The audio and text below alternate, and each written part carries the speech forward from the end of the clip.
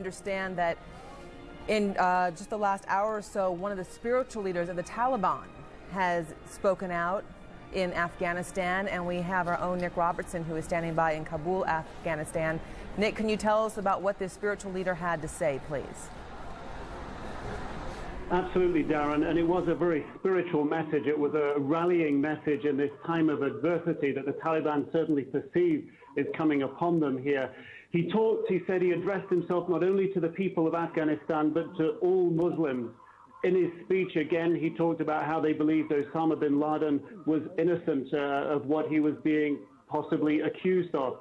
He also talked about Afghanistan's history. He said in the past we were invaded by the British Empire in the last century. Twice, he said there was no Osama bin Laden at that time and no Taliban. So he said to the people, why did that happen? He talked about the Russian invasion in the 1980s, a 10-year Soviet occupation of Afghanistan. He talked about that. But really, he focused on the spiritual element in the face of adversity. He told the people to have trust in their faith, to have trust in Allah. And if they were good Muslims, they would be very powerful and that they would be strong in this time of adversity. He also went on to say that he wasn't doing this for his own safety and security. He said he didn't mind if he was killed. That wasn't important. What he was doing was telling everyone this for the sake of Islam, not for his own safety. It was very much a rallying speech, and certainly at this time, everyone in Afghanistan is very, very apprehensive about what could be coming next, Darren.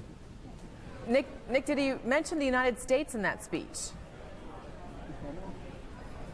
Yes, he did. Again, talking about the United States and Osama bin Laden's role in the terrorist attack, explaining again how Osama bin Laden couldn't have been involved in it. He said Osama bin Laden was just a poor refugee, one man living in Afghanistan, and what happened in the United States, he said, was far too complex for one man to have organized. This is what the Taliban have been saying for the last several days.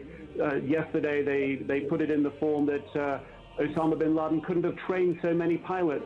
Today, it's been in the form of it was a complex operation using telephones, faxes, etc., communications they say he doesn't have. So very much they're trying to put across the case, and to their own people and to the international community, their case that Osama bin Laden was not involved. And he also addressed Pakistan, a reference to those outside the country trying to influence Afghanistan. He said, if they're not standing here with us in the face of this danger, then how can we take their advice? And this was very clearly aimed at Pakistan, whose ambassadors have been delivering messages, at least one message to our knowledge, to the Taliban.